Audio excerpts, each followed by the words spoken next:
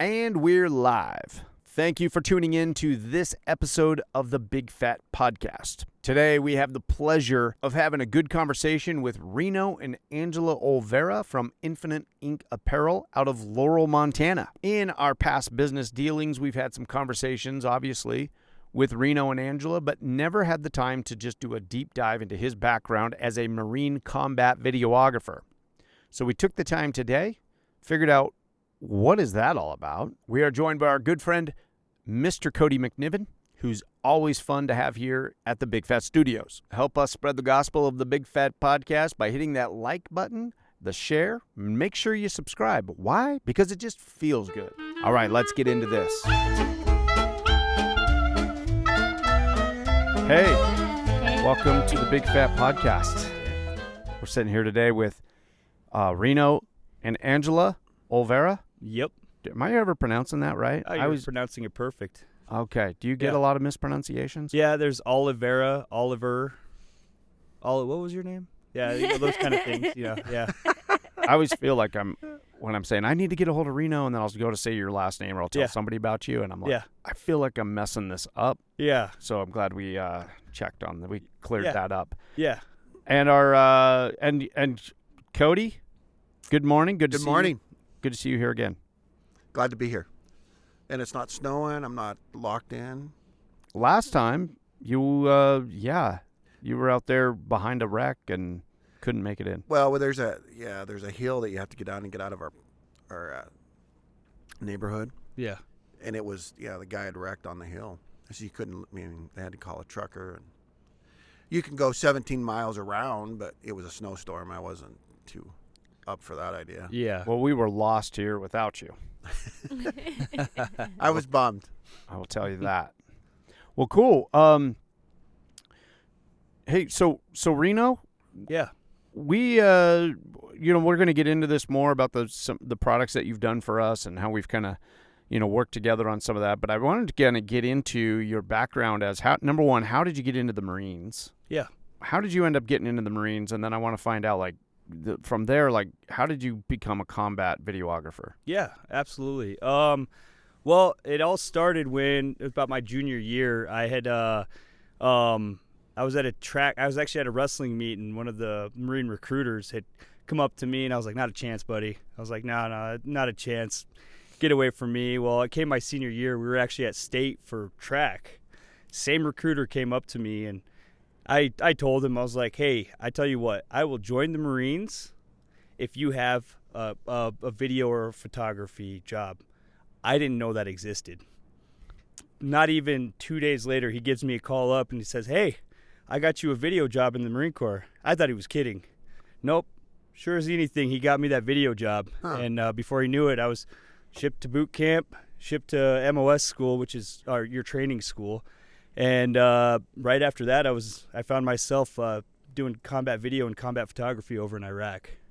So, what was the training? What was the training for that? Like the AIT, Advanced Individual Training. Right. So I was in personnel, and honestly, ours was pretty hokey. Our training was pretty hokey. Yeah, go figure. But I'm wondering, how in depth did that get? What are they teaching you at combat videography? When you getting shot at, hold the camera up here and hide behind something. What are they teaching you? Yeah, so a lot of it is just your basic video skills. I figured we were going in there learning how to get shot at and, shoot back at with the camera. But we shared it with the Air Force, the Navy, and, the Army and Coast Guard. And, as you know, they don't shoot as much as Marines do. So we kind of just learned the basic video concepts of editing, color correction, audio, all that and stuff. I think the real training that we actually got when it got to the point of actually doing our job was the pre-deployment training after our MOS school or our AIT school in retrospect. So in that class, it was a good 5 or 6 month class. They went into the intricacy of how to troubleshoot your camera, and there was we did a couple of paintball type simulations when it came to training. You know, you got They're like, here, you be videoing, and we're gonna shoot paintballs at you. Yeah, and it was just all fun and games at that point. You know, you got one guy videoing, and you got 10 other guys shooting, and they're just laughing because you're getting just pummeled and stuff. But when it got to the seriousness of it, like for pre-deployment training before you hit the combat zone, you really get tested on where you're at and what you're doing. You can really get when you get into that mind zone, you can get into that little LCD screen, and you're kind of sitting there, following it. But before you realize it, you're like, oh, I'm in the middle of a combat zone.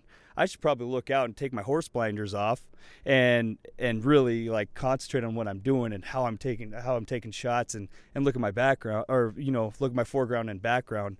But a lot of people were like, oh yeah, you only shoot the camera. I had my weapons with me right by my side. Marines, riflemen first, as they always say. But right.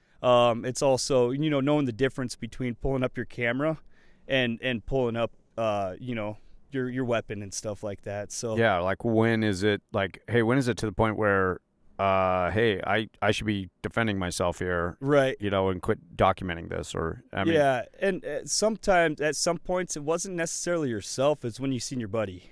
Yeah. And you realize, oh crap, they need my help, or something of that sort. And like I said, you see it in the camera, and it's like you're watching a movie. You're actually part of the reality, but you're actually watching the movie. Yeah. And it gets intense. I'll say it gets more intense and you're more into reality when it comes to actually editing and watching the video over and over again. That's when that reality hits you. When you're like, oh, wow, I was there. I was actually filming that. Yeah. Why was I doing that? Why was I just standing up when I should have been kneeling? Those kind of things, and they really hit you. And then it's lesson learned on that too, like you learn your lessons. Some of our guys didn't get lucky in learning those lessons like I did, but it's just it's a heck of a field to be in too. Like when you're carrying, I was known as the guy that destroyed a lot of equipment. I definitely upped our budget in our combat budget for camera equipment, because every time the supply guys seen me, they're like, you broke another one, didn't you? And these cameras aren't cheap. They're $5,000, $6,000, $10,000 cameras, so yeah, it was kind of one of those things where, do they do anything to, to toughen those cameras up? Do they do anything to camouflage them? Yeah. Well, you're wrapping it with some burlap. We like some of the lenses, we had a little bit of camouflage, but honestly, when it came to the cameras themselves, no, not really. Like, they're pretty tough. We had when I was out there, which was back in 07, 08, when I was out there, we had the Canon Mark IIs. Yeah. And then what was called the PD-170s with the mini DV tapes. Right? Okay. When that HD kind of came out, but it was on the tapes. And, we always called those PD-170s, we always called those bulletproof. I swear, like, those things, before we switched over to, I believe it was a Panasonic digital solid hard drive based camera, those things, you would drop it from a two-story floor and go down and just wipe it off and it'd still be working, Wow. But as far as preparation, no, like, the hardest thing I found out there was two things, was keeping batteries charged. Ooh, like, yeah. When you're in that heat and everything, you got them all in your pack behind you, and you're trying to switch out, and your battery's only lasting 10-15 minutes, and it was fully charged before you went out there on the convoy or patrol. That was hard. And secondary were we called them the chameleons. They're basically radio blockers for the IEDs, the improvised explosive devices.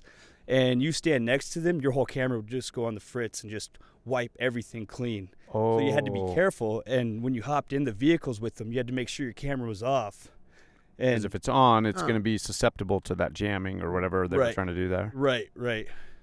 Sorry, I was just grabbing my own. Oh, I felt like I was far away. Yeah, I thought it was Simon Says. I wasn't signaling. No, I probably should have said that. No, sometimes I'm just on autopilot over here. I'm not sending signals. Yeah. Cody makes it sound like I'm sending Yeah, signals. I should say. No.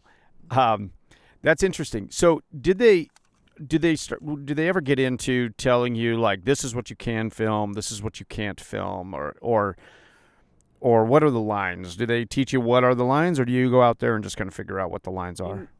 I think a lot of it was they did teach you. They did tell you what to look for and how to, so to speak, cover certain things up.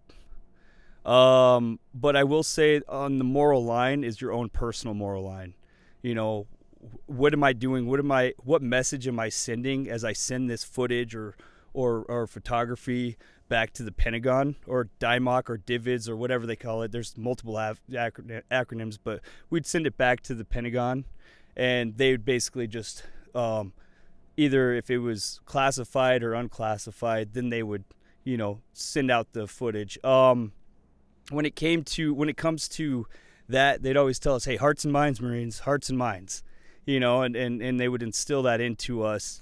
But, it's war. Like, there's bad things that happen. There's things that were, that recorded that will never be seen in the eyes of anybody because, I just felt it wasn't morally right. But there's a lot of things out there, it's like, hey, I want this to get out there. And you got to be careful how your story is portrayed, too, because the media will always mix it up. Yeah. And I seen that tenfold when I was answering to the commander who was asking, hey, why does XYZ news station have all your footage up there and they're telling the story this way when it actually happened this way? And then I'd have to put everything out there and say, hey, this is exactly how I had it. This is exactly how I had everything. And, it basically proved my side of the story, proved my innocence on I didn't feed the story this way. They manipulated the footage this way. So I guess in long and short, to answer your question is like, yeah, we were told, hey, have cultural awareness, be aware of your surroundings, know what you're recording, and know how to tell your story. But when it comes to actually telling your story, it's how you see it. It's in your eyes, Yeah. And like me, I always believe I have high moral values. If I seen something was happening to a local that, maybe a military guy shouldn't have been doing, if I wasn't tackling him, telling him, hey, don't do that, I was at least shutting off the camera, or I was knowing that, hey, maybe that footage shouldn't be around. Have a talk with him or his commanders or staff NCOs later, or staff non-commissioned officers later.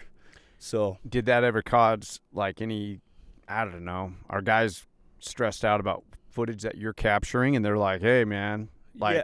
That's what I was going to ask. Like, did that you have cause buddies come up to you and say, hey, cut that out, would you? Yeah, I would, but that was all in gaining trust in them. They would know that I wouldn't do anything to do harm to the unit. They were my brothers and some of my sisters too. And if they were doing something dumb, I'd be like, hey man, or I would be able to at least filter it out, and I'm not saying they were doing something illegal, right? Just something, that wouldn't make Marines look smart, which we know there's plenty of stuff out there that doesn't make Marines look smart. Right. But we'll leave that comment to itself. So with that being said, though, that building trust, it all started from pre-deployment, because we were considered individual augments. So what that means is we would be attached to a unit, like we'd have our own unit, and then they'd attach us to different units. Okay. All the way out. So I always kind of considered myself a free bird when I was out in Iraq. My master sergeant and my commander hated and loved me at the same time because I was doing my job, but they could never find out where I was at. One day I'm in Ramadi. The next day I'm with the Army out in Al-Assad or Heat, as they call it out in Iraq. And then 2 days later I show up at the center of command. And they're like, where have you been? I'm like, well, I've been all over the place. Where have you been? Like we've been here the whole time. Like, how are you getting around? Are you just catching rides? What are you doing? I was catching helos, helicopters, meeting new people and saying, hey, I need a ride out here. There's a mission out here. So there's protocol in the military. And I don't want to say I was breaking it, But you have to be on a manifest. You were adapting and overcoming. Yeah. And I would sign up on a manifest for each of these different missions that were coming up. I'd go to each of the center commands on, the different bases around, and I'd say, hey, well, what's this mission? Or what's this mission? Hey, I want to be on this one. By that time I can get there, I can literally jump off when they get to this and hop on another convoy and go over, elsewhere, wherever we were going. So I was North Iraq, South, more so Eastern in the Baghdad Ramadi area, and then Western in a place we called KV, or Korean Village. So I was all through what's called the Multinational Forces West when I was deployed out there. So like I said, I called myself a freebird. I was either with detainees, canines. One of my favorite missions was the Mother of All Generator missions, 2-story generator that we took all the way across Iraq over to Baghdad and put in the river, and it was able to fire up and power half of Baghdad. So wow, it was a cool mission. We did detainee releases, detainee inspections, you name it. We were doing all sorts of stuff out there, and it was fun for me because I could pick and choose. Say, I like that mission. Let me do that. That kind of thing. And multiple times. I mean, I was with different forces and stuff. We were with the Aussies. Australians, Brits. There's Ugandans out there too. Huh. So the Ugandan soldiers, they were the ones that were actually just watching over the forward operating base. So like, you see a Ugandan, you'd be like, Jambo, and it's like their way of saying hi. Yeah. So it was always nice to see them, like especially when you got off a mission and you can actually eat, decent food compared to MREs or any type of rations and stuff like that. So, but yeah, it's just crazy to think, like Aussies were there and we did a lot of training with Brits and Aussies, and they're cool guys. Even went out and had a couple drinks with them afterwards too. Those stories I'll leave for later. If yeah, right? Yeah. That's a whole different podcast. Yeah, that's a whole different one. So one thing I'm kind of curious about, like I loved watching old World War II footage, storming beaches, like the old original footage that these guys shot at like Iwo Jima. I grew up like just loving all that stuff. Like I was fascinated by it all. And my parents, like, it wasn't any surprise for them when I said, hey, yeah, I'm going to go in the Army. Yeah. They were just like, yeah, I was way into all that stuff as I was growing up and watching all that. But one time I heard a quote by I can't remember who the quote came from, whether it was from some general or it was from the combat videographer. But I think it was from the videographers, because they said, hey, we went to our commanding officer. We said, hey, I need a rifle. I need a way to, when I'm running out of footage, when I'm out of film, like, I need a gun. I need to be able to like help out. I need to be able to join the fight. Yeah. And this guy said to him, you never run out of footage. You never run out of film. And he goes, well, no, I mean, sometimes we do. And he's like, you don't ever shut that camera off. Yep. Or you don't ever let those guys around you know that camera is off. And he goes, because he says, he said something about how that camera, none of our soldiers want to look like a coward, or they don't want to look, like because they're on that camera, they're going to perform differently. So whether you run out of video or film or not, you don't ever set that camera down, because these guys are going to fight harder and make their moms proud. Yep. Thinking that you're documenting it and you're whatever. That's your job out here. That's how you fight the enemy. You don't fight the enemy with a gun. We're not giving you a gun. That's your gun. And that these guys will fight harder because of that fact. Yeah. Anyway, I said the long version of it all. Yeah. No. But that was the general gist of it. Did you see that? Did you see a difference in people that they behave differently in combat while they're... Oh, absolutely. I think a lot of it was on the maturity and mentality of the person, though, too. Yeah. But mostly everybody, the same, like, hey, I'm not going to mess up. I'm going to make sure if I'm on camera, I'm looking good. Yeah. Because this camera guy is going to make me famous. And that's kind of the mentality today, like, this camera guy is going to make me famous. And everybody wants to be a hero. and that's great. Like, we keep it up, because you know what, more people are surviving and striving if people are acting that way. Like, not so much as be a hero and be, that fine line between stupid and brave, but more so like, hey, like, they're on point. It's game time. It's that NBA, that last shot, I know I'm on camera, I better shoot and make it kind of thing. Yeah. I think the mentality is still the same.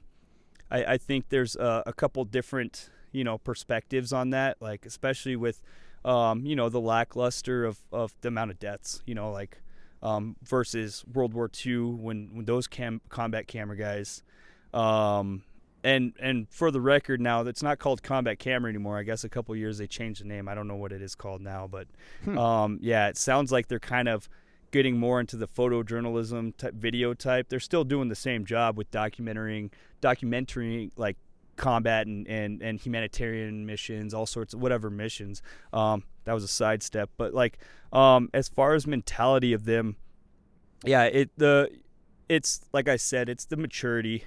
They're probably calling them influencers now, combat influencers. Yeah, Probably. and it really changed, especially my biggest concern, and I watched this as technology was advancing, because I was in from 2006 to 2011, when that first touch screen came out. My concern right now is a lot of the selfies. This, hey, how am I going to make myself, Yeah, I was popular? going to ask about that. Yeah. Like, how does filming the experience versus now a lot of the officers, or at least Yeah. on television, right? It seems Yeah. like they have them on their person. Yeah, you'll see a lot of even the soldiers, warriors, whoever's out there. They'll have their own helmet cam, their own GoPro, and stuff like that. And to me, I feel like that's almost a distraction, because they're trying to, it's great that they're recording, but to me, it seems like they're kind of doing it for themselves. Right. They want to catch themselves doing something badass, so to speak. And they're kind of doing it for their own vanity, but that's my opinion. Like, I feel like, hey, leave it to the professionals. Like you might catch some footage that's going to get somebody in trouble, or you might catch some footage that's, not going to be good for you. And if you're putting that on social media, if you're sitting here, like, and especially with the metadata that's within a lot of these cameras, they show location. Even if you have no service, there's going to be satellites. There's going to be something that's going to capture, or at least get in the general direction of those coordinates where you're at. You post that somewhere, somebody knows how to dive into the metadata and the bottom line in those videos. They're going to be able to find your coordinates and where you're at. Yeah. It's kind of one of those things, like, we were always trained, hey, when you're out there, no pictures, or don't post pictures on social media. My grandpa, who served in World War II, he'd roll over in his grave if he ever had to say that to he was a commander out during World War II. My great grandpa was a commander out in World War II, and he would just be disgusted if he had to sit there and say, hey, soldiers, no taking selfies while in the middle of a firefight, or hey, like, don't post this on social media. There's a possible chance that somebody will recognize a landscape in the background. There's a possible chance they'll recognize a city and know exactly where you're at. And it's so instant nowadays. Back then, there was quite a delay before it got processed. And Is that what you were thinking? Well, I just had a couple of friends in 2001 through 2005 that were in, but they had friends, like they had killed somebody, but they were taking pictures with it, almost like it was a trophy kind of. Yeah. And I get the mentality from a I want to say sports, but from a mentality, like, hey, this guy was killing me and I got him, kind of thing. Right. But I also can see it when you send that home or post it on social media. Yeah. Not everybody sees that as like, hey, I got the better part of this guy. They don't see the context around it. Yeah, Right. or the emotion Exactly. of being in that battle, right? Yeah. And I guess that's how, I can only relate to it, through a sporting event kind of thing. Yeah, and we're humans, we're competitive by nature, just like, anything else in nature. Like, my mentality when I was out there is completely different than what my mentality is today, like. But I think you have to be. Yeah. I mean, you can't have this, let it be kind of mentality To some extent, at least at certain points in your life. Yeah, and especially when I was out there, there's things I even look on my footage that I have today, and I'm like, wow, like that was me, like what kind of machine was I? And I question myself, and like that's that transition from military life, especially combat military, to civilian life. It's a whole beast in itself, because you're going from when you were a kid, 17, 18 years old, to getting conditioned in the military, to go into combat even a couple times, or seeing the world, and then you're getting out. Whether you're in for 5 years like me, or 20 years, that transition's hard. Because there's times I'll say something and it's a complete joke to me, and I think it's the funniest thing in the world, but then the whole room's looking at me like, oh, where did that come from? Who's this crazy guy? Like, what's he doing? And I'm like, oh. So talk about that a little bit. What was the transition for you? It's one thing if you're sitting around with a bunch of people that understand what you've been through, versus, versus your family, who know that you've been through something, but they're trying, what I'm saying? That's got to be a little bit of a... Yeah, my biggest thing is, and I've always said this, the way that the military trains you for war, especially the Marines, I wish they would take that and train you to being a civilian again. With my transition back into the civilian world, it was hard. It was one of the hardest things I think I'd ever gone through. I was broke, I didn't want to socialize with people. I was very in my own, my own little cubicle, so to speak, my own little bubble. And it was really hard for me to even get out there and get a job, like a decent job. I had jobs and stuff when I first got out, but I wasn't prepared for how hard it was for me. They give us cultural training for Iraqis and Afghans, and even when we were out in Japan and Korea, like they'll sit there, they'll give you booklets on, how to, treat and different things that you do with the different cultures.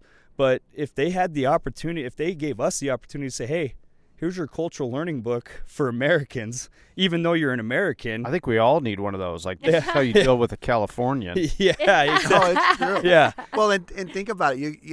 In your case, you went right out of high school. Right? Yep. For the next 5 years, so you come back and you really weren't an adult in America at the time. And so now you come back and you're like, oh, now you just go out and live your life. Right. I can see where you're coming from a, standpoint of, hey, I grew up here, but that's not where I've been the last 5 years. Yeah. And you go from leading Marines. Like I became a leader really early when I was in the Marine Corps. I was one of the fastest promoted, became a sergeant, and before I was 19, or actually when I first got in, I was in charge of the squad, even at MOS school, at training school.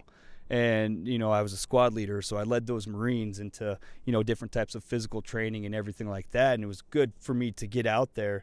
And then, I became a corporal. And the next thing you know, I'm 19. I have 20 Marines that are looking up at me that are barely a year younger than me.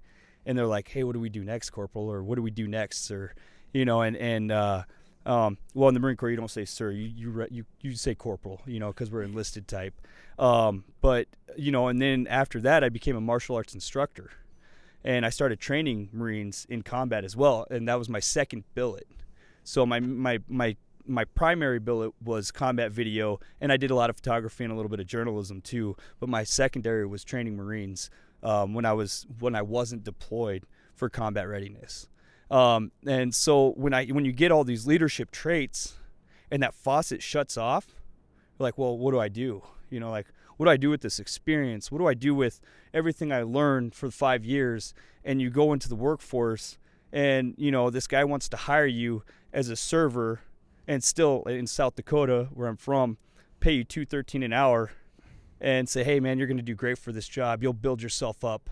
It's like, it's kind of a slap in the face. It's like, I took Marines into combat. I took Marines all around the world. We were at orphanages over in Korea. We were building schools over in the Philippines. And that stuff I personally did. You'll see my footage and everything because I have it on YouTube. But, it's like you go from this huge learning experience, an experience most people don't see, to something where you're equated down to, nothing. Nobody cared about my military experience And then I decided to go to college. And then it seemed like they're like, okay, cool, as long as you have a degree. I don't care about your military experience. Or, I had one employer even ask me, hey, on the sly, do you have PTSD? It's like, whoa, I don't know if you're supposed to ask that, and I don't know if I want to answer it because I don't know if that disqualifies me for the job because there's that perception on people having PTSD, especially veterans. Yeah, I don't think they can ask you that. I don't think they can. Yeah. But, it's a protected class. Cody, you ask all your people over at Madison River Propane. Yeah. Yeah. Is that one of your go-to questions? Do you have it actually on the application? No. And you can't, that's not, Yeah. And, they can ask it, but you don't have to answer. Yeah. And a person doesn't have to answer, but, is that one of those things where it disqualifies you automatically for the position? It could be. He could have had a bad experience with somebody. Right. I'm not saying that he should be able to do that, but all of a sudden he's like, I had this guy that was a... Well, and there's a lot of them that say, I don't care, right? Until you get sued, but... Yeah. Right. Yeah. Right. Yeah. So how does that translate into being married? Like how? That's that was my next question is like, how does that, did you and Angela know each other before you left? Yeah. Well, so me and Angela, we've actually known our younger brothers were best friends growing up. And so we've known her and our parents were good friends. So we've known each other since we were, wee little things. And so we knew each other before that. We kind of we stopped talking a little bit after high school, I'd imagine. And so it was our rekindling, years later, even after I was out of the military. Angela, was he a big weirdo when he got home out of the military? Well, honestly, I actually didn't, we weren't connected then. So I wouldn't know if he was a weirdo. I just know that guys that come home and all of a sudden you feel out of place. Like you're explaining, I make a joke of it, but you feel out of place. You feel like, wow, I've just been doing all this type of stuff, and it is a hard transition. I love the scene on the Hurt Locker where this guy, have you seen the Hurt Locker? Oh, yeah. Yep. Okay. Well, when he goes home and all of a sudden he's been in all those intense situations and he's been all that type of stuff and a lot of adrenaline to where he's back home with his wife. And I think he's out of the military at this point or something. Right. And he's at the grocery store and he's got his shopping cart and he's surrounded by cereal. Mm-hmm. And he's just like, this is my life. Mm-hmm. Yeah. And he's just got, there's cereal everywhere around him. And anyway, it's at that point that he's like, I can't deal with this anymore. He felt more comfortable in that combat situation. He joins back up. That's how big spoiler alert, he goes back in and. Yeah. And that's where he felt more comfortable. Yeah. So I feel like at any given point, like all of us kind of have a realization like, okay, this is my life. I feel like it's a lot more intense because, Reno has had these even more, like, I can't even fathom what kind of like situations he's been in. He's told me stories, but like to put myself in those shoes, like I'm still trying to learn how to do that kind of thing. So I feel like we all, like, just as individuals kind of have like realizations, like small realizations, like, oh, this is my life, where for him it's just so much more intense because his flip side of like, helping the kids, seeing what he's seen, it's like, I'm surrounded by cereal now, or or like and just and it's a feeling of like he's not doing enough. Which is a blessing and a curse. Like, it's a blessing in the fact that like now he's doing things to help other veterans, to help communities, and to build them, because that's what he's kind of used to. After high school, he was helping communities and whatnot. So it's really neat. But then he also has this void where he feels like he's not doing enough. When he realizes, like, I'm safe, I'm at home, like, I should be out there. I should be doing more. I should be doing these things. So it's kind of getting that balance of, it's okay that you're safe. You can still do great things, Yeah, you don't have to beat yourself up over it. Right. Yeah, you're not sitting in air conditioning. Shot at, but that's okay. Yeah. Yeah. No, that would be that's got to be a tough transition. Mm-hmm. I mean, it's just got to be like, I would be a complete weirdo. I did like a year in Korea, and only did 4 years in the Army, and then I did a couple of years in the National Guard. But I came home from Korea a weirdo. Like, I had a hard time transitioning just from coming back from Korea. Yeah. I felt really out of place, and like, I was like, and I had just got out of the military, and I just was like, now what am I doing with myself? Yeah. Like, this whole experience is so much your identity. Mm-hmm. To now you come home and you're like, I started contacting a lot of my friends, and people had come back, and I'm like, are you like struggling?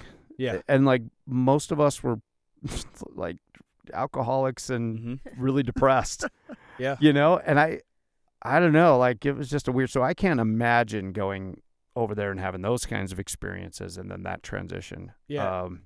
And trying to apply that to, okay, now let's build a business. Now let's, you know, and I'm not sure what was the timeline there, but what was the time, you know, so you got out of the Marines, So, you're doing yeah. that, and then bring us up to speed here with where that puts you at now with this current venture. Yeah, absolutely. So, you know, when I got out of the military, I same as you. I didn't know where I wanted to go. I didn't know what I wanted to do.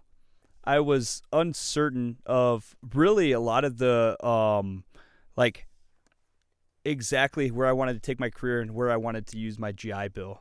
And so I just kind of was like, all right, cool, maybe I'll just try this out. You know, I've always wanted to try doing bartending, so I went to a bartending school, you know, learned how to do a little bartending, realized I did not like bartending. I ended up being a bartender at an Olive Garden, and I was like, this isn't the bartending I thought it was going to be. Obviously, it's at an Olive Garden. But so a lot of it was kind of the hard transition, dealing with certain demons and not knowing how to deal with them. You know, everybody has their demons. For me, it wasn't having the appropriate training or like the ability to find somebody to help me fight some of those demons. And then like most of all was the financial part of it. You know, I was going broke like within 3 months, and I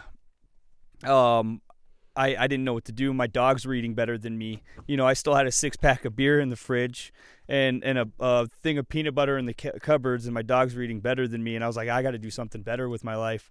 And that's where I ended up going to University of Colorado and getting my marketing degree. And I was like, okay, cool. Like, now I'm starting to see, you know, like, I bought myself a camera. I had a little bit of extra cash that I bought myself a camera, started you know, getting myself into like, hey, the skill sets that I know, sweet, how am I gonna take these skill sets that I know that I learned actually from the military and apply them into what we want to do or what I want to do. And you know, my best friend Paul from the Marine Corps too, you know, he moved in with me too. Like, we moved into the house together after he got out. And you know, like, is this Hot Tub Paul? This is Hot Tub Paul. Yeah. Yep, this is Hot Tub Paul.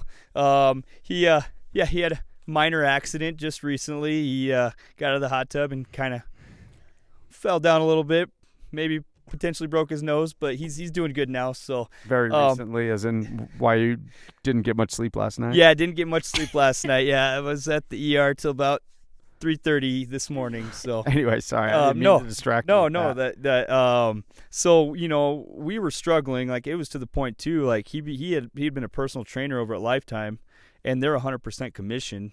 And I think it was for like 2 months straight. He didn't see a paycheck, you know. And then I'm trying to figure out. I'm like, I have no money. I'm trying to scrounge whatever money I can to pay for the house and pay for everything. And that was kind of our limit. You know, I was like, I can't keep doing this. You know, I don't want to struggle anymore. But then I was also like, well, if I can get through this struggle, I can show other people, other veterans, other combat veterans that, hey, you know, there's a spotlight right there. You know, hey, he's struggling, but he's pushing through that struggle. So I was like, okay, cool. I still had money on my GI Bill. Actually, I was able to go through vocational rehabilitation, and I wrote up a whole business plan on what I wanted to do with a certain another degree that I had found over at Minneapolis College of Art and Design. And it's entrepreneurial studies, and I got a minor in photography and graphic design, and got a whole nother degree there. And it was a great school. Like, I'd learned so much because we had clients per semester, like actual outdoor clients where we would work with them the whole semester. And we'd go through their business, analyze it, and create whole business, like sustainable outcomes for, potential parts of their business and stuff like that. It's great school. Like, I love the creative aspect of it because, I have a creative background. And then I decided, all right, I want to start my own company. And this was kind of before I wanted to start giving back. That was a big thing for me. And then I started, I made a promise that, hey, I'm going to, every year, I'm going to give at least 300 hours of my time to veterans, to communities and stuff like that. And it was a promise to me to make myself better because I had volunteered at, it was a dog rescue. And, I met a couple veterans there that were doing the same thing. And then, next thing you know, the networking started. And I was like, wow, like, and then they got me a job. And I was like, well, this is nice, like, not that the backtracking is like, hey, volunteer if you're struggling through finances. But, I was like, hey, I got to give something back. And I think it helped a lot. And I was like, you know what, this feels good. I got to help other veterans. I've got to help, sorry about that. I got to help people get better and help these veterans see that, hey, the transition isn't that bad. It can be, but there's a light at the end of the tunnel. So it's almost like a purpose. It gave you a purpose where you couldn't find that purpose, beforehand coming back. That finally gave you that purpose that you needed. Yeah, absolutely. And then we started doing events, like we just, one of the biggest things I started talking to a guy who owned a brewery back home in Rapid City, South Dakota. And I was like, yeah, I'd love to host an event to get a bunch of veterans together. And, and he's like, hey, well, why don't you come over and brew a beer? And I was like, brew a beer? He's like, yeah. Have you ever brewed a big batch of beer? I was like, no, I've never done that. So I was like, yeah. So me and a couple of my buddies from the company were like, yeah, let's go over there. Let's brew a beer. And I was like, well, why don't we set up an event and do a tap party? And he's like, that sounds perfect. And I was like, cool. So like we had about 3 months to set up this whole event, and we were inviting everybody from in town. We're like, come on out. The news was there, the radio was there, we had a venue going on and stuff like that, and people from all over the place were coming over, and it felt good. And I was like, hey, like, now that we have you guys here, let's talk about this. Hey, veterans, like, you came out of your hole to come out here and meet other veterans and the community. You came out to support your veterans.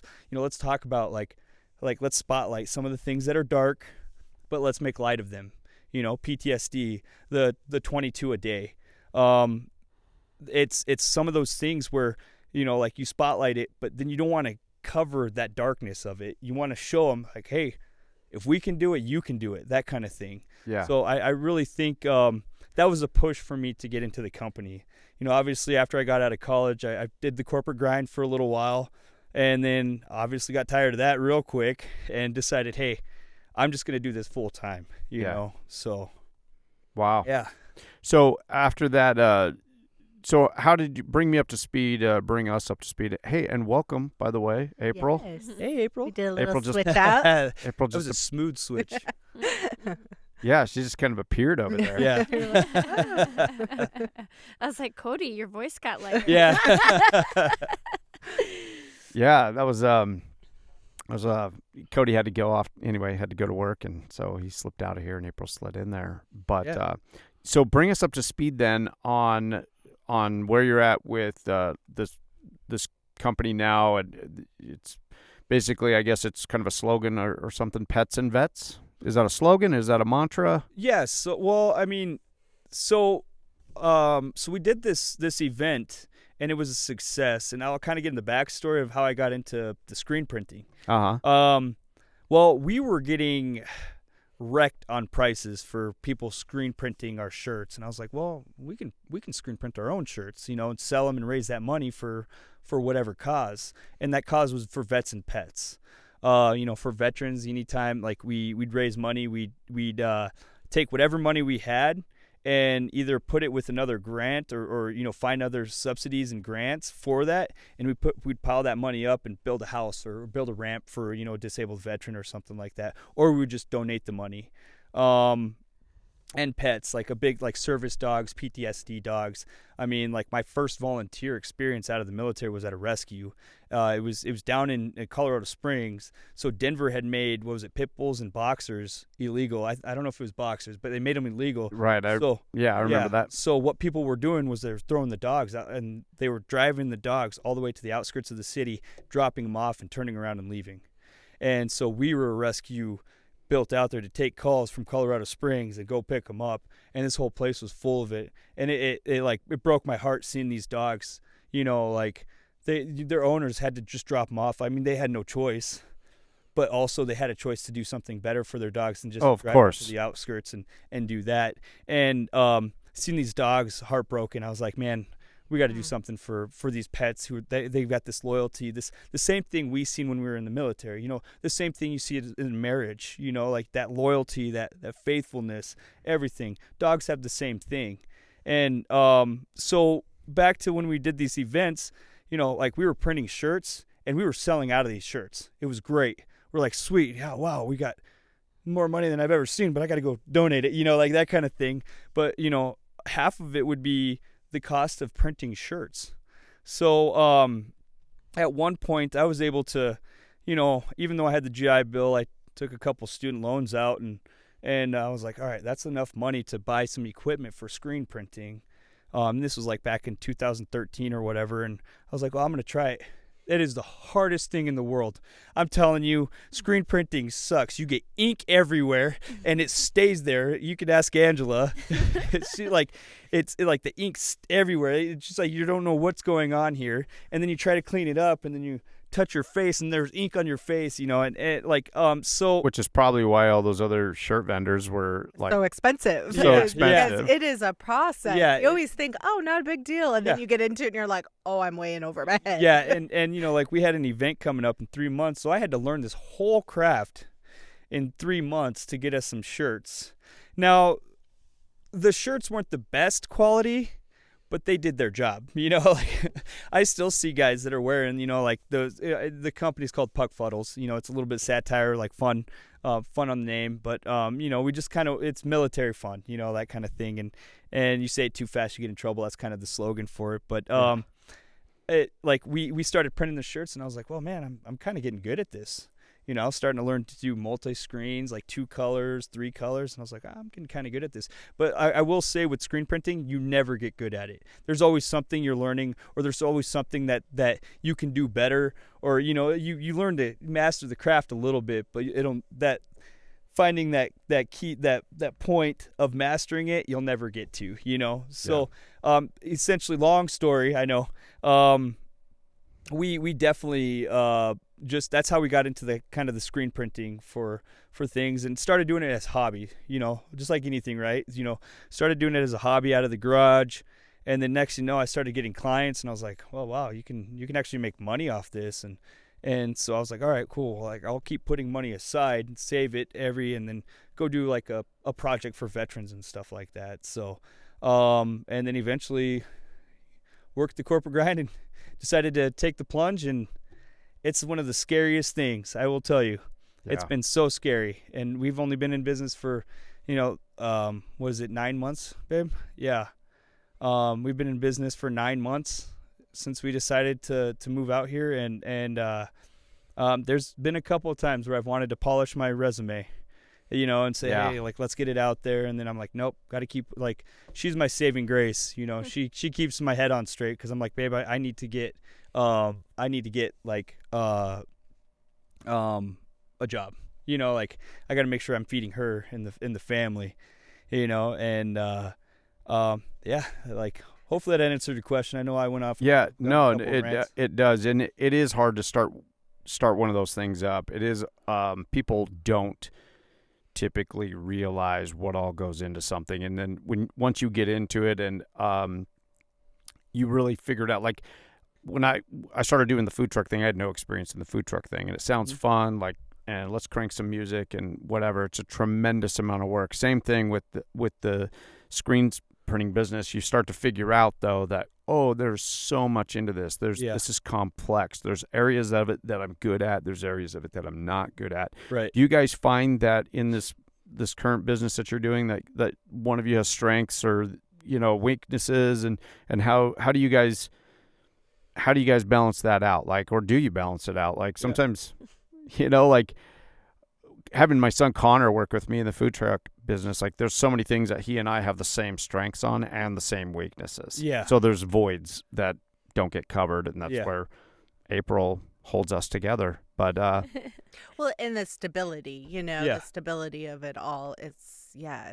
mind blowing to have all these areas and trying to cover every single area that a lot of businesses have personnel for each of those areas to do. Yeah. And when you realize you're trying to fill the shoes of every single area, it can, do you guys have different roles like that? What do you do, Angela, or what do you find is the thing you like to do, or the thing that you don't like to do? Well, like Reno is the design expert, and he knows how screen printing works and stuff. So I'm just now like able to print some shirts. And so like for me, my strengths are like the people aspect, or like because my background is in like sales. Yeah. And so I do like the prospecting and some of the marketing. And I think you do good at that. I kept getting emails from you.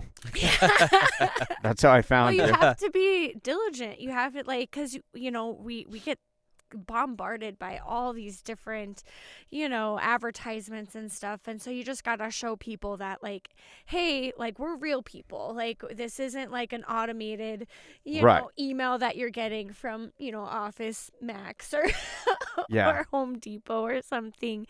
And so like follow-up is important, because if anything that I learned from sales, it's not the initial ask, it's the follow-up. Because typically it's like we're so quick to say no right away because we're constantly getting asked like, buy this, do this, do this, do this, and so we're like, no. And people are busy too, so that first initial, like with you guys, when we got those emails, we're just so busy that it was like, okay, we when you emailed us again, we're like, okay, we need to just get back, but we're so busy to stop to take that minute to be like, okay, let's go further and check this out. And I only check my emails like once every 2 months. And well, and that's why we did like different platforms too. We sent a letter, and then I did email, and because like some of the letters didn't make it to people, and because snail mail is a thing and not a thing, kind of. So we're still trying to figure out the best platform, but that's why we're hitting multiple. We have some new exciting ideas that we just came up with, so we're going to be taking a more personal approach, and doing like kind of like a gift basket. Be like, here, like this is what we're about, here's some product just to see, like you can hate it, you can love it, just let us know, kind of thing. So so they can kind of see the products that we do, like I don't know, a lot of lessons learned, like there'd be nights where I'd just be sitting there, staring at the ceiling like, okay, can I try this? Okay, we're batting 1 for 600 in these brochures that we're sending out. Nobody's coming back at us. And then I'm like, my favorite thing to tell Angela is well, we love people, we love to talk, let's go talk to people. I want to say like I'm batting like 9 for 10 the last month, and just talking to people, telling them like, hey, this is my purpose, this is what I do. Like we put our own money back into the veterans in the community. We're not gonna uptick you and do any of that. It's like, I don't want to be a millionaire, I want to help, I want to provide to this purpose. And I mean, obviously being a millionaire would be nice though, but like, it's like, it's that purpose that we wanted to design and develop. And then one thing I noticed, and actually was working with you guys, was just like the helping the small businesses and individuals, because a lot of these screen printing companies, they're geared towards your higher quantity, that kind of thing. And when you get to that point, it's like, well, what if I order 100, 200 shirts? I don't like them, and then I have to go turn around and reinvest a whole bunch of money into that.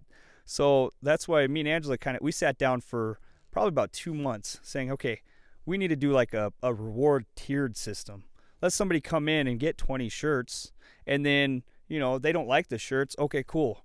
Next time you come in, you get another 20 shirts, you're at that 40 shirt tier. It's like why make somebody, give them a deal on shirts, like at 100, and then they have to have to get another 100 to get that same deal. It's like, let's make a rewards program for individuals and and small businesses so they can, get to that point where, hey, they're making good money on those shirts. They found the shirts that they love.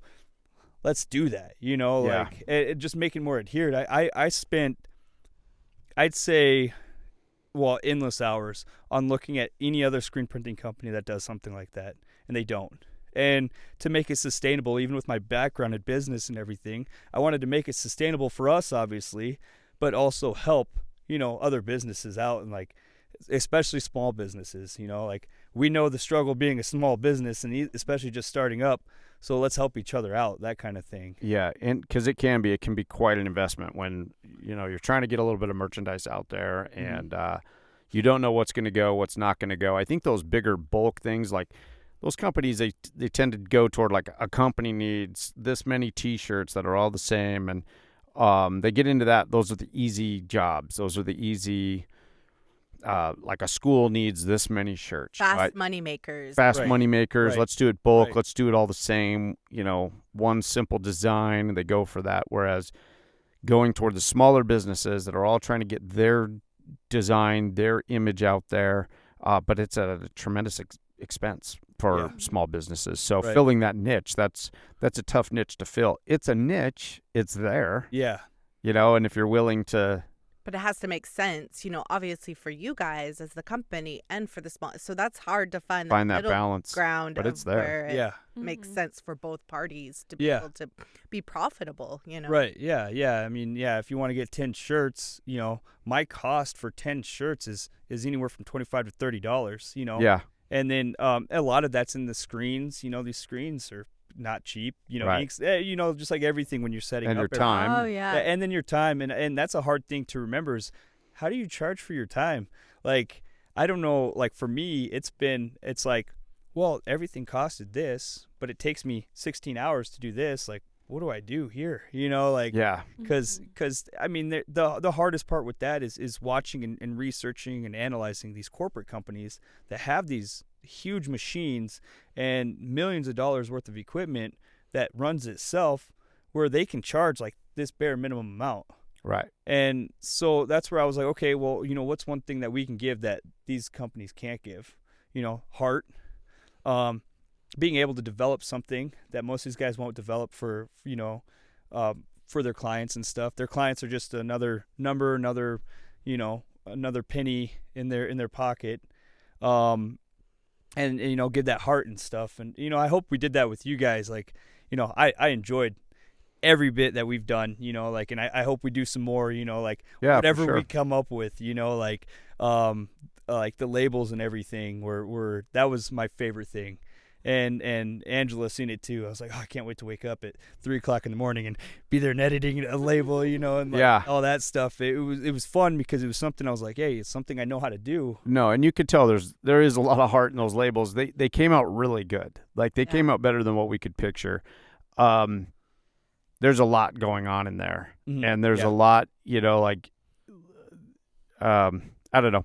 They came out really good. I actually have the three that the ones that you printed off, and I was telling April the other day, I was like, we need to order frames for these and frame these up. These are our first labels. They came out great. Like if they were just like so-so, or we felt kind of questionable about something, it would be something else. But we're super proud of them because it was kind of a joint, like a meeting of the minds. Yeah. And like we had an idea, but we're not designers, like we have an idea, we want this. So it was nice to be like, okay, this is our envision. And then you put that vision to the paper and made it happen. Yeah. And came up with some of the other details that we wouldn't even wouldn't think of. Yeah. And that was nice because so often I'm doing so many different things with our business that I don't have time to also be this guy and that guy.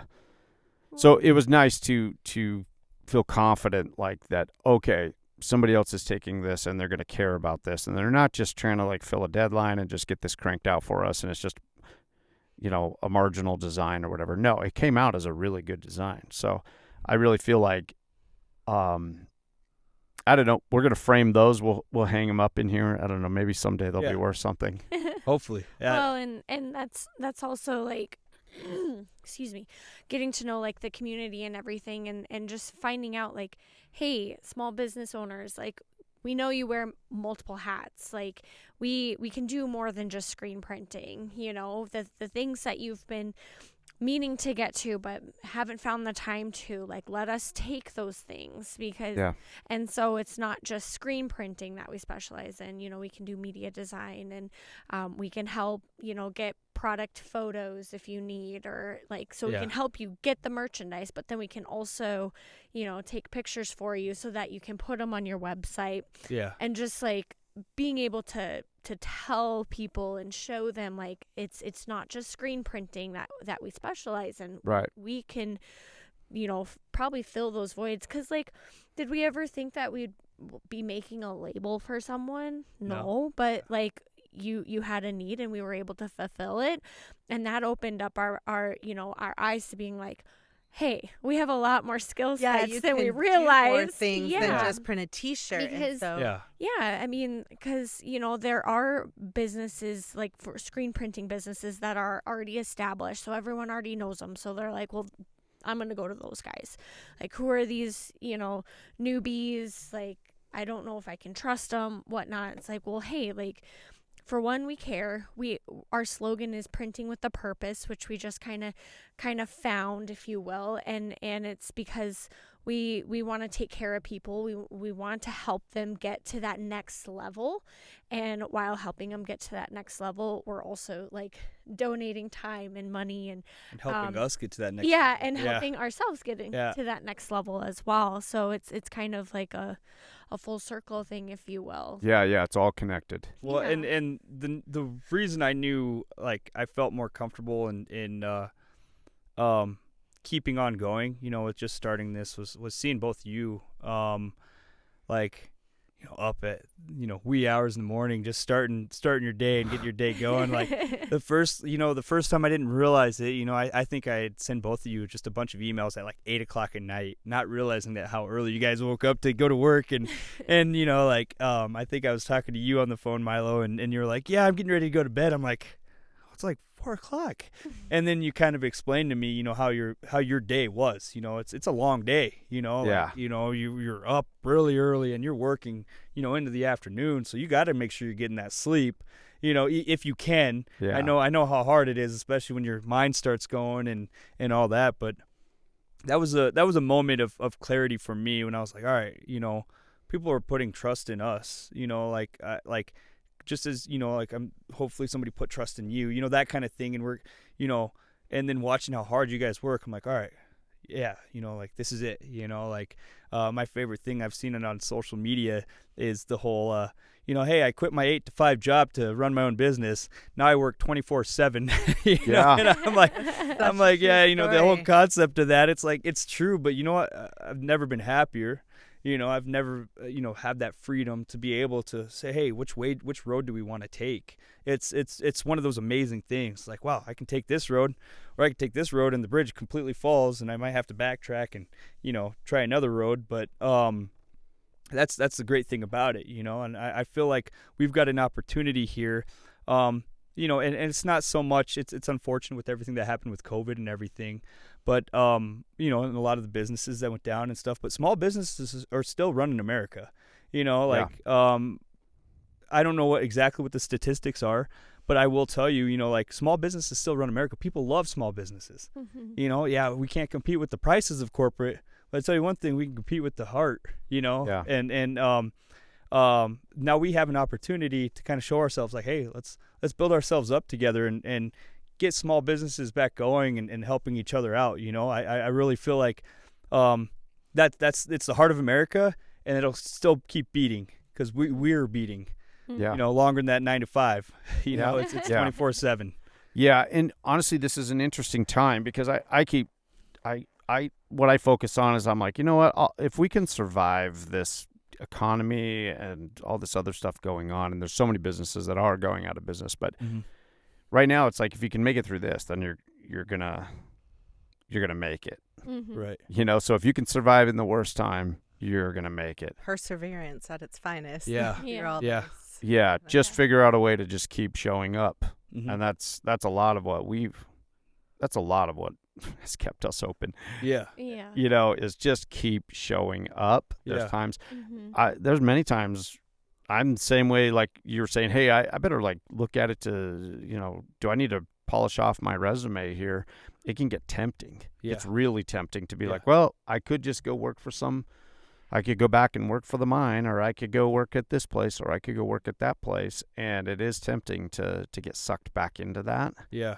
But I hope you guys stick with it and push through all of that and figure out how to survive during these times. I think you will. I think you guys are really talented, and I see what you guys you did with our label, which is helping us to achieve our goals and our dreams, and you're able to see that what we wanted to do there and make it better.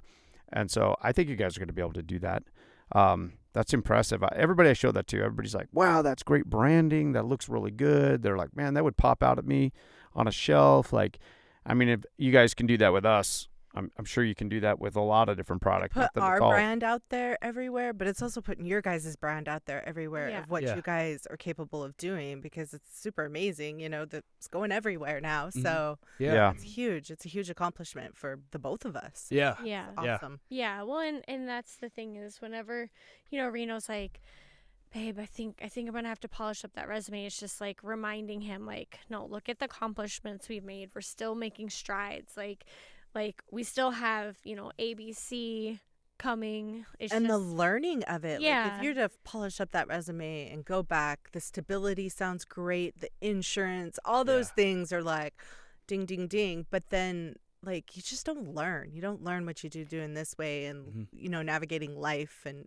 problems. And well, and you're just miserable too, because you're building something that's not yours. Yeah. So this way you're building something that is yours that you can show your kids or, and it's being able to spend the time. Like, we're so busy, but guess what? He can say hi to his baby boy anytime throughout the day. Where, when he was working that corporate grind, I wouldn't get to see him, for hours on end, anywhere from, 10 to 14 hours a day. Yep. And then he would leave before I'd wake up, and he'd get back by, and I was about ready to go to sleep. And then he would be day in, day out doing that thing. And it was just, we weren't happy. Like this might be harder than corporate, but it's more, the payoff is so much better. Well, and you get to teach your kids. Your kids get to see this and they get to see these life lessons and see what their parents went through. And, so that's huge. That's a huge thing too. Yeah. And then just showing them that they don't have to do the pattern that is instilled. You don't have to go to college and get the job. You don't have to work the 9 to 5.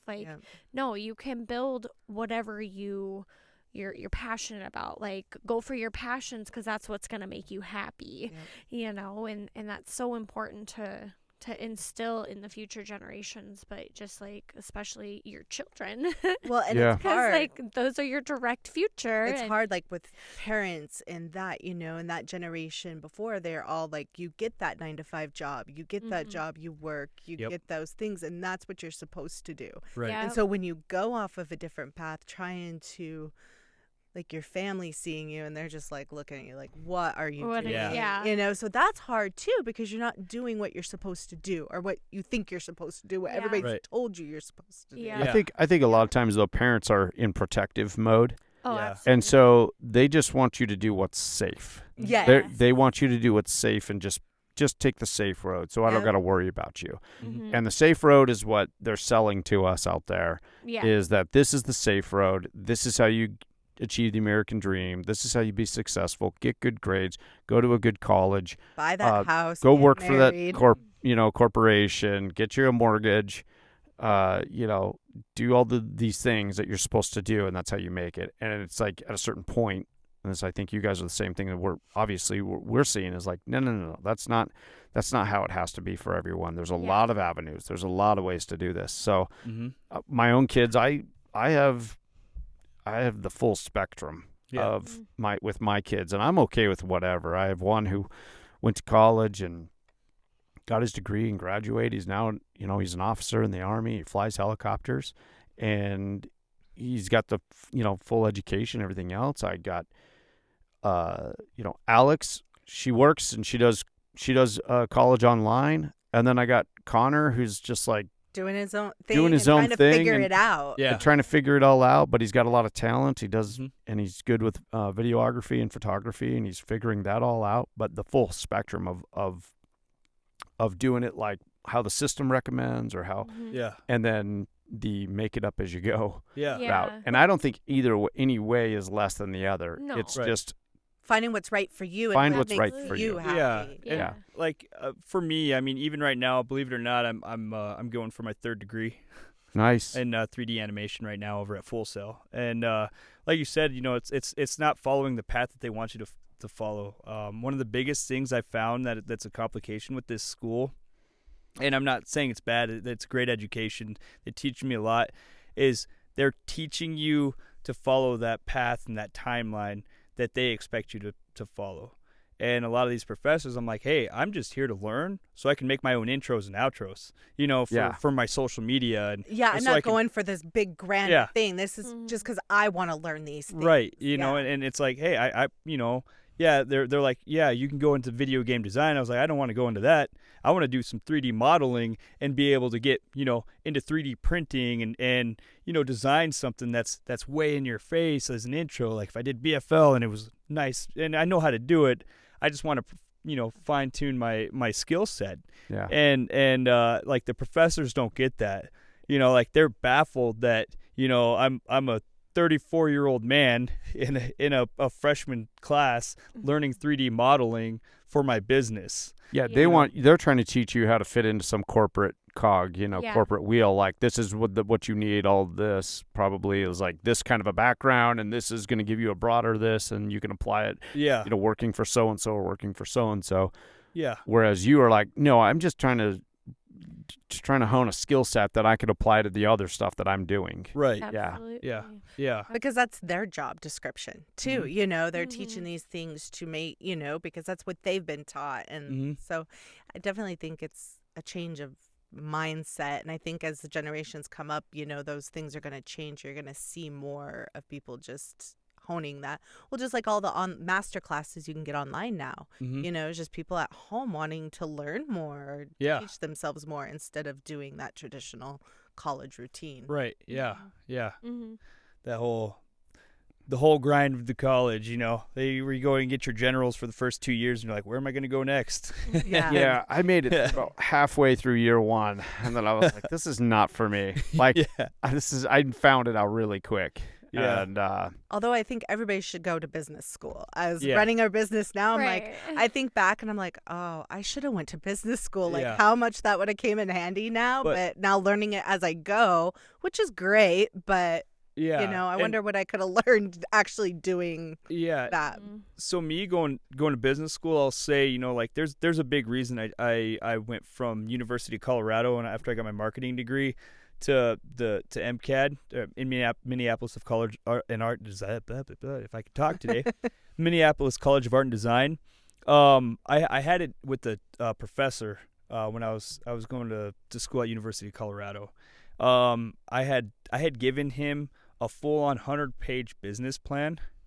Wow. And like I had pictures in there, I had graphs, I designed all sorts of stuff. I made it a creative, like I wanted to make it like you were reading the back of 100 cereal boxes.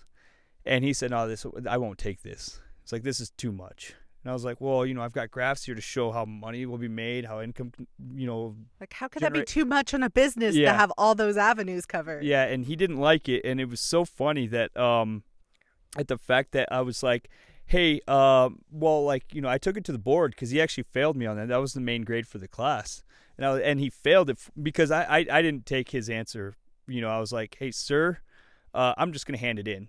And he's like, and he was pissed that I just handed it in that way. And I went to the board at the College of Business there. And I was like, this is my business plan. I got failed out of this class. Now I have to pay it back with the GI Bill. And I was like, I can't afford that. And the I can't remember his name, but he's like, well, let me go through with the board and see what they think. And the board ended up just giving me an A. Like they decided, like, I'm going to give you an A. We're going to talk to this professor and let him know. And that's where I had it. I was like, I'm just going to finish this degree, and then I'm done with this. What is he thinking as far as penalizing you for having too much planned out in a business plan? Right. Is there such a thing? I think it was the creativity of it. I don't think he liked all the color and wanted black and white. Wanted black and white and just words. Well, that's because that's probably usually the traditional. When you think of a business plan, you think black and white. Yeah. No gray. No nothing. It's just like that. Yeah. And to add on to what you were saying, like it's nice, but like there was things like that happened, like in quite a bit. It was textbook. A lot of these guys are kind of following that path that these colleges are don't paving. think outside the box. Right. Yeah. No, you better not think outside the box. You better think what you're told, that kind of thing. And that's why I think it's almost beneficial. Like if I didn't go, but I also wouldn't have found Minneapolis College of Art and Design where they have a business degree at an art school. Which is super cool. That's which, cool. Somebody told me about it after I told them about this whole business plan thing.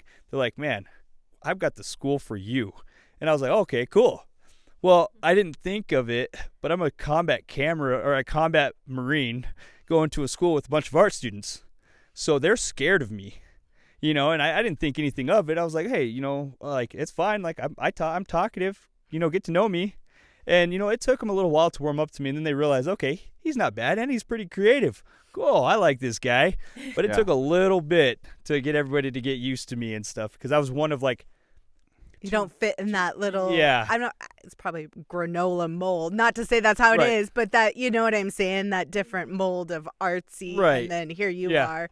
You almost fit in the black and white, but you don't, Yeah. Yeah. People were like, what? Wait, you're creative?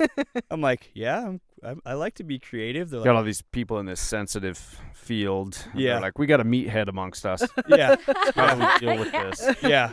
There was some controversy that I had to deal with, just across the board, especially in Minneapolis. There's a lot of big things happening out there, and I didn't want to be a part of them. I just wanted to learn. I wanted to build my business, and build my resume so that I could work and go and it was my goal. Like I loved it. Like building your business while like even learning something is one of the best things ever. Like if somebody's teaching you something and you apply that to your business, and even if it fails, at least you're trying to apply that to your business. Yeah. I always called it, like, especially when first starting and still first starting, I'm acting like I've been in business for, like on my own for years, but like I have kind of been, but it's 100 mistakes for that one golden. Don't learn anything if you don't make a mistake. Exactly. So and you get that one golden thing, you're like, wow, I learned. And then the next day you're making another 100 mistakes and you're like, oh no, like did I not learn enough? But then you realize like, oh wow, I'm up here, after a year or 2 years, like wow, like I'm getting better at what I'm doing. It just naturally. It's just crazy how that works. Yeah. So are you creative at all, Angela? I mean, I would like to. So I haven't I have good ideas. It's just like bringing them to life, I think, is like where I don't have, like, I do wish that in school I would have done like Photoshop and Illustrator and stuff, because like I have ideas. I've always like had like a creative mind, but never took the time to like be able to implement and apply, to make them physical. See, I'm not very creative. I'm not the creative one. I'm more the black and white. Although with food, that's the only way that I feel that I'm creative. Like I can take a bunch of ingredients and make something, and that's how my mind works. But as far as like I just don't. I cannot. Yeah. Once in a while, I'll come up with something witty or great, but no, I'm not the creative one in it. Yeah. So I will say, this is that yin and yang we were kind of talking about earlier, like the differences between strengths and weaknesses. Yeah. One of the biggest things that Angela has over me is the women's line of clothing. And she is so creative with it. Like she'll find these shirts that are just amazing, and like these women just love them. And these husbands come and they're like, yeah, my wife will love that. And she just has this sense of figuring out. Me, I'd be like, I'll just type in women's shirts. There we go. I click that, put that in the cart. Woman gets it, and she doesn't. You could just see it in her face. She's like, I don't like this. And I'm like, okay, I'll try it again. But Angela's got it spot on, you know, like I love her ability. Well, she's a consumer too. So as women, we're consumers. We know what we like and what we buy. So applying that to that. So. Yeah. And you know, it's so crazy though. Like you know, like one thing I've noticed is, you know, women do buy more clothes than men.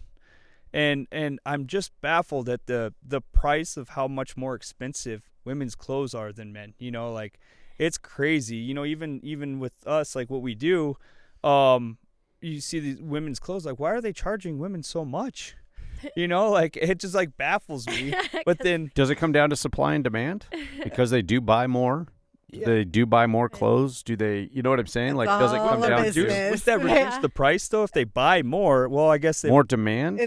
More demand. It'd be more. And it's a business. They're like, I'm making this money, you know. Yeah. And they're gonna pay it. And women are gonna pay it. Yeah, that guy's gonna buy that shirt. And he's gonna hold on to it for about 25 years. Exactly. Every like 10, 15 years, I'm like, I ought to get rid of these shirts. Yeah. This shirt I'm wearing right now, I've probably had this for 15, 20 years. Yeah. I mean, well, and with women, 15 our shape changes. Yeah, we're always evolving a lot. Yeah. Yeah. I mean, like when, you know, whether it's hormones or pregnancy or stress or whatnot, like, yes, men can fluctuate, but women fluctuate way more. Yeah. So we have to have a variety of apparel, if you will, because sometimes those jeans just don't fit our the way we want them to anymore.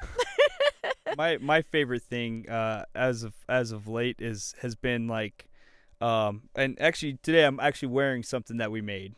But most of the time, I just have like a regular shirt on, like, and it might be a shirt that I ruined. You know, that ink I was talking about that gets everywhere.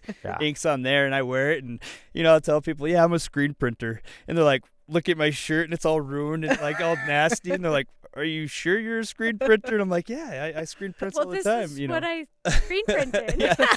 This is a mess up shirt. It's one of my best works right here. Like, I don't want to throw away a shirt. You know, I'll wear this shirt now. You know, like it just makes sense to me. But then now I'm like, oh well, maybe I should probably wear what I print. You know, so.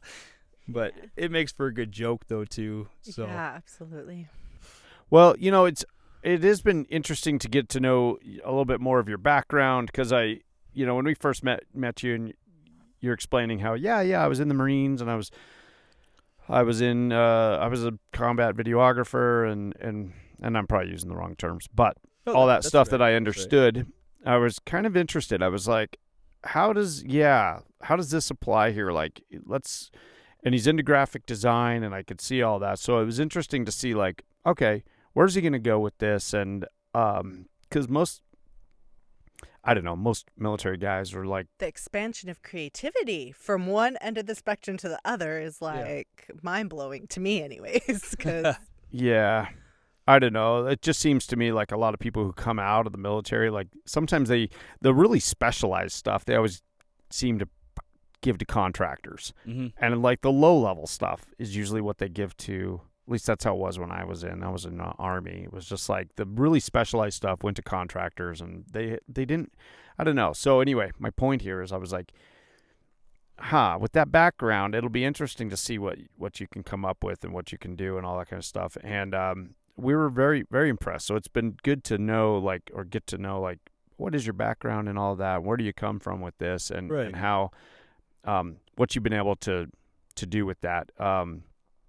I don't know. So my point here is it's been that I wanted to ask you some more questions about that, about how does that work or how did that come from your military background and what influences did you have there? And that's been interesting. It's been nice to get to talk to you guys about that. Fuddles, you know? Yeah. What is it? Oh man, that's the number one question I get, especially when I wear the first shirt I ever made. You know, it's all cracked up now. It doesn't look good. I'm like, yeah, I'm a screen printer. You know, and they're like, are you sure? But no, but what is Puck Fuddles? But even down to that, oh man, I kind of lost thought of what I was gonna say. Oh, you know, expanding it. April was talking about earlier, hiring somebody to do video for you, hiring somebody to do this, it gets expensive. Yeah. And I'm aware of that, and now like taking and honing those skills and being, like I did it for myself because I didn't want to hire somebody to spend $10,000 on something. But also I'm like, well, you can have like the great things as I see you guys produce, you can have great things and not have the cost too high up there.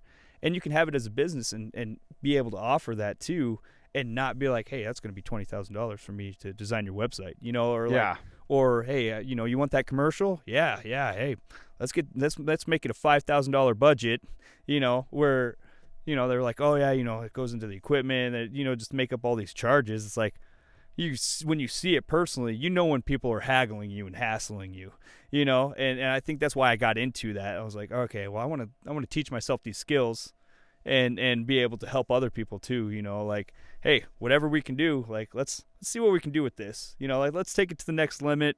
Obviously there's not going to be an upcharge or anything, for you or whatever it is. And, there's finding that fine balance between living and giving, right? Right. You want to make sure your skills are worth what they're worth. But not cut yourself short either, because your time is valuable, your skill is valuable, so you want to price that appropriately. Yeah. But you don't want to be like a hospital and charge $50 for a bag of saline. Right. Exactly. Yeah. And you're absolutely right on that. And then we've been charge what you worth. Yeah. But not. Angela tells me that all the time. I'm like, wow, we could. She's like, nope. You set the prices, stay with the prices. And I was like, yep, you're right. Don't go below and give it away, but don't, rip people off. Yeah, right, exactly. Right. And that's been a huge thing for us. That's why I hope we're going to be that new age, like, hey, let's help each other out. Let's obviously, because I think if we come together as small businesses, as a community, we'll be able to help each other out tenfold. A lot more than most have, and I know that's been the secret to success is, like, become part of the community network, everything of that sort. But, hey, we got the skill sets, we can help each other out, that kind of thing. Yeah. And make some money and put some food on the table and buy a new fridge because our fridge just broke down. So, yeah. There you go. It's always something breaking, right? Yeah, it's always something. Yeah. We have an oven that. Oh, yeah, we have an oven. So Christmas dinner was interesting, but I've done it, so it was great. It worked. Our oven. Well, no, Traeger and everything's still pop and crock pot, but we got it done. Yeah. Traeger's the way to go. I love my Traeger. We did a prime rib on the Traeger, so who needs an oven when you got a Traeger? Exactly, it is an oven. I even baked pies on the Traeger. Heck yeah, you can cook pizzas. All the time we make pizza on the Traeger. Heck yeah.